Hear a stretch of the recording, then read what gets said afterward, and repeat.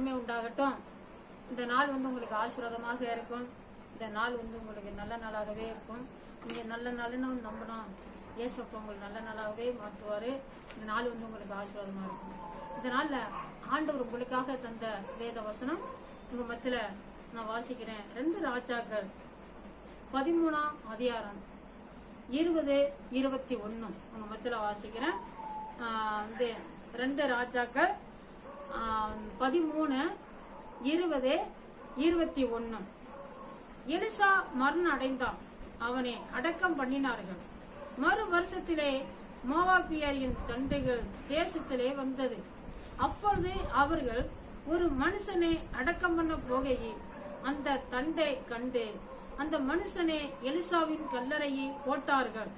அந்த மனுஷனின் பிரேதம் அதில் விழுந்து எலிசாவின் எலும்புகளின் மேல் பட்டம் பொழுது அந்த மனுஷன் உயிரடைந்து தான் காலிகளே ஊன்றி எழுந்திருந்தார். பாருங்க, எலிசாவின் காலத்தில் உள்ள சம்பவத்தை நம்ம இந்த இடத்துல நம்ம வாசிக்கிறோம். எலிசா மரணம் அடைந்ததுக்கு பிறகு தண்டைகள் அங்க வந்ததா நம்ம பாக்குறோம். தண்டைகள் இப்ப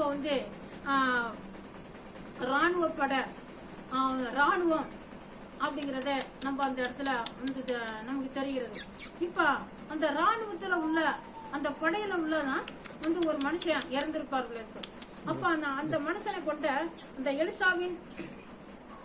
எலிசாவின் கல்லறை கிட்ட கொண்ட போட்ட உடனே அந்த எலிசாவியோட எலும்பு அவர் மேல பட்ட உடனே என்ன செய்துட்டான், அவன் உயிரடைஞ்சு எலும்பி கால் ஒன்றி நின்னானாம். அப்ப பாருங்க, எலிசா கிட்ட எவ்வளவு வல்லமை இருந்திருக்குன்னு பாருங்க. அவர் மறித்து கூட அவர் சரீரம்லாம் அரைக்கப்பட்டது. ஆனா அவருடைய எலும்பு கிடந்திருக்குது. அந்த எலும்ப மேல அந்த பிரேதம் பட்ட உடனே கால் ஒன்று எலும்பி நின்னதாம். அப்ப எப்பேற்பட்ட தேவ வல்லமை அந்த மனுஷன்கிட்ட இருந்திருக்குன்னு பாருங்க. அப்ப அந்த வல்லமை கொடுத்த அந்த தேவாதி தேவனை தான் நம்ம வணங்குறோம், நம்ம நம்புறோம். அந்த பிரேதத்தையும் அந்த எலும்பு மேல கூட ஆண்டுடைய அபிஷேகம் வல்லமை இருந்திருக்குது. அந்த தண்டு கொண்டு அந்த இடத்துல போட்ட உடனே அந்த படைத்தலைவன் அந்த ராணுவத்துல உள்ள ஒரு அதிகாரி அது கொண்ட போட்ட உடனே செத்த மனுஷன் உயிரோட எழுப்புறான். அப்ப இன்னைக்கு நம்ம அந்த நேற்று இன்றும் நாளை என்றும் மாறாத தேவாதி தேவனை தான் நம்ம நம்பி கொண்டிருக்கிறோம், நம்ம வணங்கி கொண்டிருக்கிறோம். அந்த சர்வ வல்லமுள்ள தேவனை தான் நம்ம நம்பி கொண்டிருக்கிறோம். அப்ப அன்றைக்கு அந்த எலிசாவின் காலத்தில் இருந்த வல்லமை இன்றைக்கும் வல்லமுள்ள தேவனாக இருக்கிறார். அவரை நம்புற பிள்ளைங்களுக்கு அவருடைய வல்லமை என்ன பண்றாரு, விலக்கி காட்டுறாரு. வல்லமே நம்ம மேல இறக்கி காட்டுறாரு. பாருங்க, நான் விதமா ஒரு சாட்சி ஒண்ணு கேள்விப்பட்டேன். சமயத்துல ஒரு பரிசுத்தவன் நான் ஜெபம் பண்ணும் பொழுது எப்பேற்பட்ட வியாதியா இருந்தாலும் எப்படிப்பட்ட பிரச்சனை தெரியும் எதா இருந்தாலும் ஆண்டவர் அற்புதங்களை செய்வாராம்.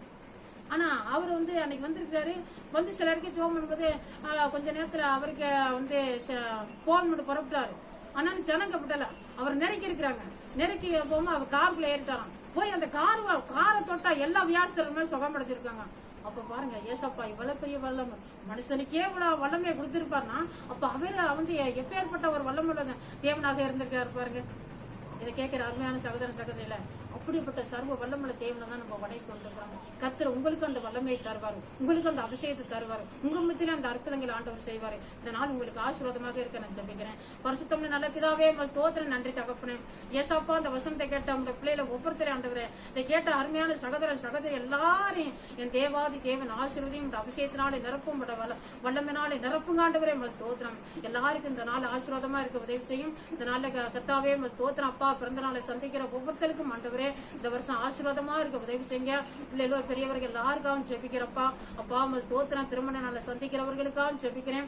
அவர்களையும் தேவாதி தேவன் ஆசீர்வதிங்க. அவர்களுக்கு இந்த வருஷம் ஆசீர்வாதமா இருக்க உதவி செய்யும். தேடப்பட்ட ஆசீர்வாதங்கள் ஆண்டவரே உங்க பிள்ளைகளுக்கு கொடுத்து ஆசீர்வதிங்க ஆண்டவரே. ஏசாப்பா தோத்திரம் இந்த நாள் ஆண்டவரே வியாசரிகளுக்கா ஆண்டவரே அப்பா ஜெபிக்கிறோம். வியாசரிகளுக்கு ஆண்டவரே அப்பா நல்ல சுகம்பலம் ஆரோக்கியத்தை கொடுங்க. மருத்துவமனையில படுத்திருக்கிற வியாசரிகளுக்காக ஜெபிக்கிறோம். மருத்துவர்களால கைவிடப்பட்டவர்களுக்காக ஜெபிக்கிறோம். தெய்வமே எல்லாருக்கும் முகம்பெல்லாம் ஆரோக்கியத்தை கொடுங்கப்பா. உடைய வல்லமை விளங்க பண்ணுங்க ஆண்டவரே. தெய்வமே ஸ்தோத்திரம், நன்றியே சாப்பா. இந்த நாள் ஆண்டவரே பரிசுத்தவங்களுக்கா செபிக்கிறையா. உடைய ஊழியத்தை செய்யற ஊழியக்கார பிள்ளைங்களுக்கா செபிக்கிறையா. தெய்வமே ஸ்தோத்திரம். உடைய பிள்ளைகளுக்கு வேண்டிய அப்பா உடைய அபிஷேகத்தையும் உடைய வல்லமையை ஆண்டவரை இரட்டிப்பாக கொடுத்து உடைய பிள்ளைகளை ஊழியத்தில் எடுத்து வல்லமையா பயன்படுத்தும். உடைய அபிஷேகத்தினால் ஆண்டவரை தீங்களுக்கு, கண்ணிகளுக்கு, சோதனைகளுக்கு, ஆபத்துகளுக்கு, எல்லா இக்கட்டைகளுக்கும் உடைய பிள்ளைகளை ஊழியக்கார பிள்ளைகளை பரிசுத்தவங்களை மூடி மறைத்து கொள்ளுங்க ஆண்டவரே. தெய்வமே ஸ்தோத்திரம், நன்றியே சாப்பா. இதனால அப்பா ஸ்தோத்திரம் ஆண்டவரே. சிறு சிறு தொழில் செய்யறவர்களுக்காக ஜெபிக்கிறோம் ஆண்டவரே. அப்பா சிறு சிறு கம்பெனிகள் நடத்துறவர்களுக்காக ஜெபிக்கிறோம் ஆண்டவரே. வியாபாரிகளுக்காக கடன் நடத்தி கொண்டிருக்கிற வியாபாரிகளுக்காக ஜெபிக்கிறோம். அதனால ஆண்டவரை அதிக கடன் பட்டு கடனை எப்படி செலுத்த போறோம் சொல்லி ஏங்கி கொண்டிருக்கிற வியாபாரிகளுக்காக ஜெபிக்கிறோம் ஆண்டவரே. அப்பா தொழிற்சாலை நடத்துறவர்களுக்காக ஜெபிக்கிறோம். தெய்வமே ஸ்தோத்திரம் அப்பா. அப்பா ஸ்தோத்திரம். உடைய பிள்ளைகளை ஒவ்வொருத்தருக்கு ஆண்டவரே இந்த செய்தியை கேட்கிற ஒவ்வொருத்தருக்கு இந்த நாள் ஆண்டவரே உடைய வல்லமை ஆண்டவரை வெளிப்படட்டும் அப்பா. உடைய வல்லமை அவர்களை சந்திக்கட்டும் அப்பா. உடைய அபிஷேகத்தினால் அவர்கள் நிரப்புங்க அப்பா. அற்புதங்களை செய்யுங்க ஆண்டவரே. ஸ்தோத்திரம். கடன் பிரச்சனையில மாட்டிக்கொண்டு மீள முடியாதபடி தவிக்கிற ஆண்டவரே அப்பா ஸ்தோத்திரம். தொழில் அதிபதிகளுக்காக ஜெபிக்கிறோம் ஆண்டவரே. வியாபாரிகளுக்காக ஜெபிக்கிறையா. ஏசாப்பா நீர் உதவி செய்யுங்க ஐயா ஆண்டவரே. ஸ்தோத்திரம். எப்படி நடத்த போறனோ அந்த கம்பெனியை, எப்படி இந்த கடனை செலுத்த போறனோன்னு சொல்லி ஆண்டவரே அப்பா ஸ்தோத்திரம் ஸ்தோத்திரம். ஆண்டவரை தவித்துக் கொண்டு கவலைப்பட்டு கண்ணீர் வடித்துக் கொண்டிருக்கிற ஒவ்வொருத்தருக்காக ஜெபிக்கிறேன் தகப்பனே. அப்பா அந்த நாள்ல நீர் அவர்கள் எல்லாம் சந்திங்க, ஆசீர்வதிங்க ஆண்டவரே.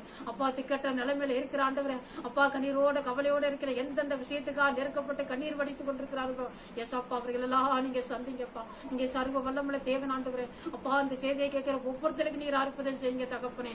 ஸ்தோத்திரம். இயேசு கிறிஸ்துவின் நாமத்தினால ஜெபிக்கிறோம் பரிசுத்தம் நல்ல பிதாவே, ஆமென்.